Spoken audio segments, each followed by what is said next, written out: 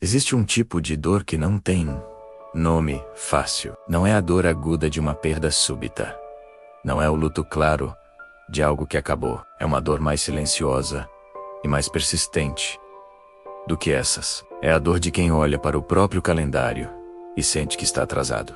Que o tempo passou mais rápido do que deveria. Que os outros chegaram em lugares que você ainda não chegou. Que os planos que existiam para essa fase da vida ainda não se concretizaram. Que o que deveria ter acontecido já não está mais acontecendo. E o mais estranho dessa dor é que ela não precisa de um evento específico para existir. Ela nasce de uma comparação, de uma expectativa interna que foi sendo construída ao longo dos anos sobre como a sua vida deveria estar parecendo a essa altura, sobre onde você deveria estar, o que deveria ter alcançado, quem deveria ter se tornado. E quando a realidade não corresponde a esse mapa interno, quando o que é não se parece com o que deveria ser, nasce uma ansiedade específica. A ansiedade do atraso. A sensação de que você perdeu alguma janela, que uma oportunidade passou, que o trem saiu e você ficou na plataforma olhando para a distância, sem saber quando o próximo vai chegar ou se vai chegar. E essa ansiedade tem uma característica cruel. Ela não fica parada. Ela cresce com o tempo. Cada ano que passa sem que o atraso seja resolvido adiciona mais peso. Cada aniversário, cada conquista alheia que aparece nas conversas, cada pergunta inocente sobre como estão as coisas na sua vida, carrega dentro de si o potencial de reativar aquela dor quieta que você pensava ter conseguido guardar. E no meio dessa dor, quando você tenta trazer a sua fé para o lugar onde a ansiedade mora, algo ainda mais complicado acontece. Porque a fé deveria ser resposta. Deveria ser o lugar onde o peso alivia. Deveria oferecer uma perspectiva que reorganiza o que a ansiedade desordenou. Mas às vezes, na tentativa de trazer fé para o atraso, você encontra apenas versículos que parecem distantes da dor real. Frases sobre o tempo certo de Deus, que soa bonito, mas que não alcança o lugar onde você está. Palavras sobre propósito e plano que parecem falar para uma versão de você que ainda não está sofrendo o suficiente para precisar de algo mais substancial. Eboc. Fica lá com a fé e a ansiedade, morando no mesmo lugar, dentro de você, sem saber muito bem como reconciliá-las, sem conseguir desligar a contagem interna que diz que você está atrasado, que o tempo está passando, que o que não aconteceu ainda pode nunca acontecer. Mas e se o atraso não for o que parece? E se a narrativa do atraso, essa história que você conta para si mesmo sobre ter perdido o tempo, sobre estar aquém do esperado, sobre ter ficado para trás, for uma interpretação incompleta de algo muito mais complexo e muito mais intencional do que você consegue ver agora? Esse existir embutido no que parece atraso, uma proteção que você só vai conseguir nomear quando olhar para trás com o benefício do tempo passado. Porque existe uma linguagem que Deus usa com frequência na Bíblia que vai completamente contra a lógica humana do cronograma.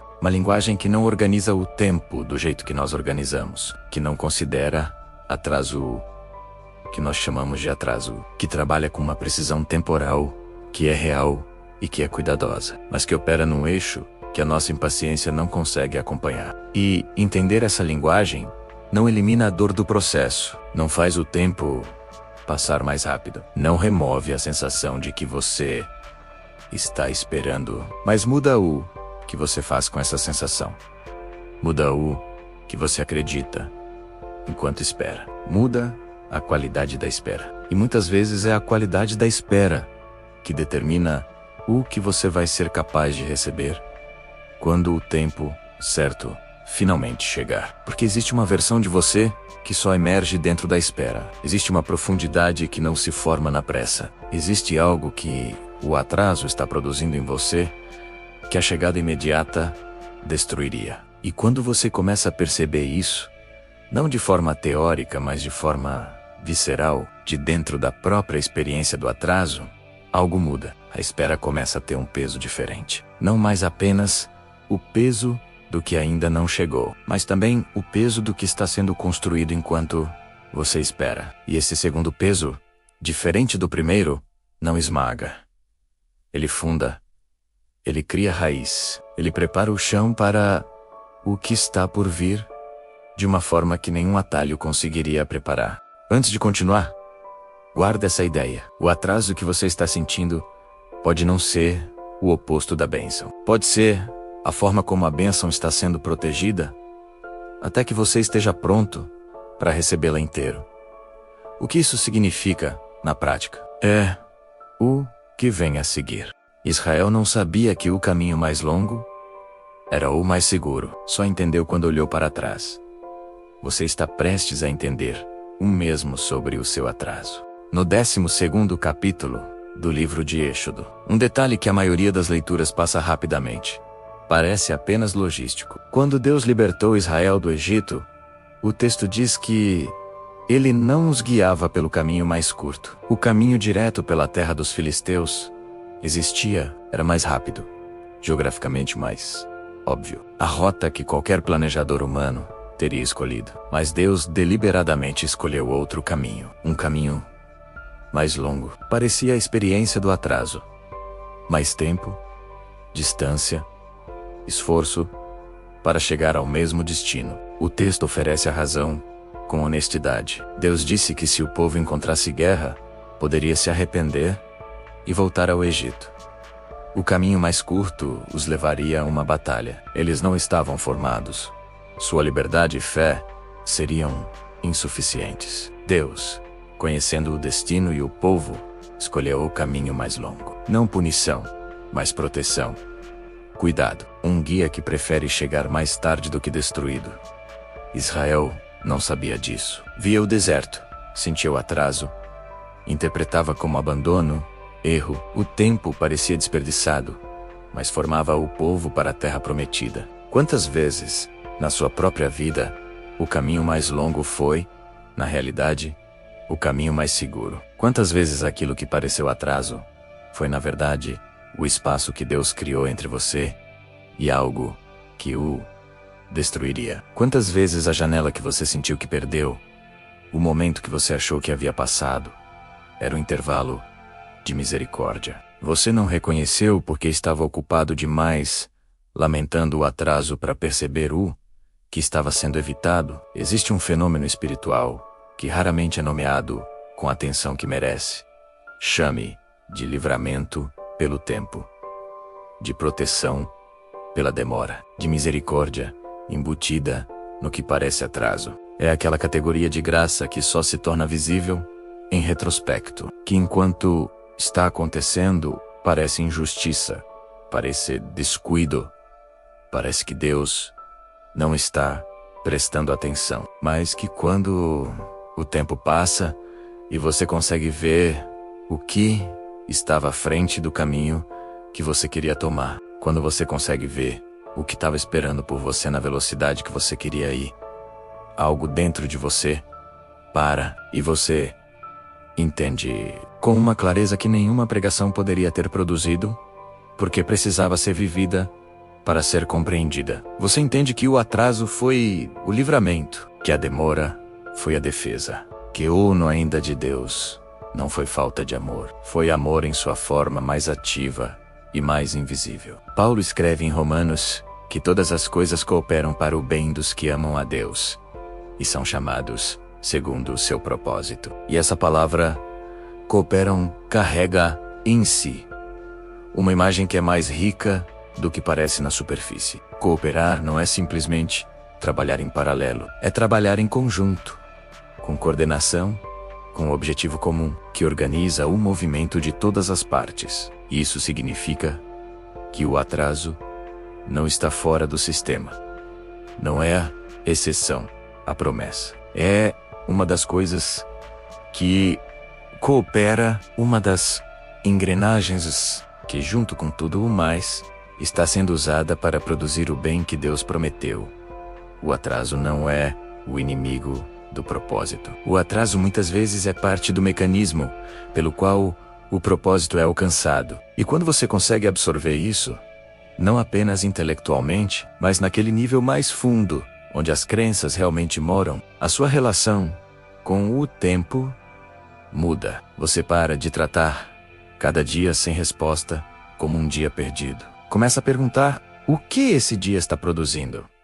O que esse período está formando? O que o tempo que parece vazio está, na verdade, carregando dentro de si? E essa pergunta, quando feita com sinceridade e com abertura para a resposta, é o começo de uma forma de fé que não é abalada pela demora, que não entra em colapso quando o cronograma não é cumprido, que consegue permanecer em paz, não porque não sente o peso da espera, mas porque encontrou, dentro da espera, uma confiança que é maior do que a ansiedade do atraso. Quem chegou até aqui nessa mensagem já passou por pelo menos um atraso que doeu mais do que deveria, que deixou uma marca que te fez questionar o cronograma de Deus.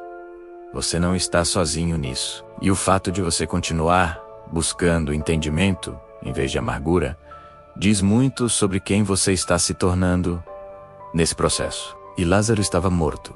Havia 4 dias, quando Jesus chegou.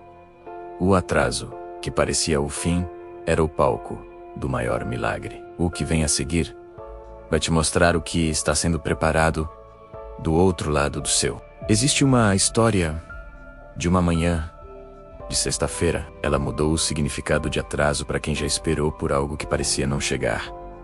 Lázaro estava morrendo. A mensagem chegou a Jesus com urgência. Jesus ficou 2 dias inteiros em silêncio e em aparente indiferença. Quando Jesus finalmente foi, Lázaro não estava apenas doente, estava morto. Havia 4 dias. Já no túmulo, chorado e enterrado, Marta encontrou Jesus e disse: Senhor, se tivesses estado aqui, meu irmão não havia morrido. A dor de uma espera não atendida. Uma frase sem raiva, explícita, mas com a dor de quem contou com uma presença e sentiu ausência. O atraso como perda irreversível. Jesus não se defendeu. Não explicou a demora. Ele foi ao túmulo. Diante da pedra, algo redefiniu o que é possível após a espera. A pedra foi removida. A voz chamou. E o que estava morto saiu. Muitos creram ao ver o que acontece quando Deus age depois do que parecia tarde demais. Porque existe uma glória específica que só se revela no outro lado do atraso que pareceu fatal. Uma glória que precisava do túmulo para ser completa. Precisava dos 4 dias. Precisava de Marta dizendo: já cheira. Precisava de todo aquele peso de definitivo e impossível para a dimensão do que veio depois. Isso não é teologia fria. É uma realidade que precisa ser dita com clareza. Porque existe algo esperando por você do outro lado do seu atraso, que não caberia no prazo que você havia pedido, que não teria a dimensão que vai ter se tivesse chegado quando você queria, que precisava exatamente desse tempo, desse silêncio, desse período que pareceu abandono, para ser o que vai ser quando finalmente aparecer. Pense nas vezes em que você perdeu algo que parecia essencial, um emprego que não ficou, uma relação que não continuou, uma oportunidade que fechou. E depois, com o tempo, com a distância que só o tempo produz, você conseguiu ver o que estava naquele caminho que você não tomou. E você respirou com alívio, com gratidão, com aquela sensação específica de quem foi protegido sem saber que precisava de proteção. Esse fenômeno tem um nome nas escrituras. Chama-se misericórdia. Não a misericórdia sentimental, que apenas conforta, mas a misericórdia ativa, que intervém, que redireciona, que atrasa quando necessário, que fecha janelas que pareciam oportunidades, mas que eram armadilhas com aparência de bênção, que segura você aqui enquanto aquilo passa, que garante que quando você chegar, o que estava te esperando ainda esteja lá e você ainda esteja inteiro para recebê-lo. E existe algo que você precisa considerar sobre o atraso que está vivendo agora. Existe algo à frente do caminho que você queria percorrer, que você não pode ver daqui, que Deus pode ver, e que informou a decisão de desacelerar o seu passo. de segurar o seu avanço, de manter você aqui por mais tempo do que parece razoável. Não por abandono, por visão, por aquela forma de cuidado que só é possível quando quem cuida enxerga mais longe. E enquanto você está aqui, no atraso, na espera, naquele espaço entre o que você pediu e o que ainda não chegou, existe algo que você pode fazer, que transforma completamente a qualidade do que está vivendo. Você pode perguntar, não com raiva, não com cobrança, mas com abertura genuína: Senhor, o que esse tempo está produzindo em mim? O que esse atraso está me protegendo de encontrar? O que estou me tornando aqui? E essa pergunta, quando feita com sinceridade, começa a receber respostas. Não sempre em palavras, não sempre de forma dramática, mas em percepções, em pequenas clarezas que vão se acumulando, em uma paz que não faz sentido, dado o tamanho da espera, mas que está lá, de qualquer forma, firme e presente, como a evidência silenciosa de uma presença que não abandonou, que não esqueceu, que não perdeu o cronograma de vista, mas que está trabalhando num tempo que é maior do que o seu, num plano que envolve não apenas o que você vai receber, mas quem você vai ser quando receber, num cuidado que vai muito além de atender pedidos, que está formando uma vida, que está construindo uma história, que está usando cada dia de atraso, cada semana de espera, cada mês de silêncio, como matéria-prima, para algo que, quando estiver pronto, vai fazer você entender que não havia outro caminho, que o tempo não foi perdido, que o atraso foi, desde o começo, parte do livramento. E esse livramento, quando o pegar, vai carregar consigo não apenas a bênção que você esperava, vai carregar a marca de tudo que você atravessou. E essa marca não é cicatriz de derrota, é a assinatura de um Deus que esteve em cada dia do atraso, trabalhando em silêncio, com uma precisão que só o amor de verdade consegue sustentar. Se essa mensagem tocou algo dentro de você, se o atraso que você está carregando de repente faz mais sentido dentro de uma história maior, permaneça aqui na misteriosa voz da fé.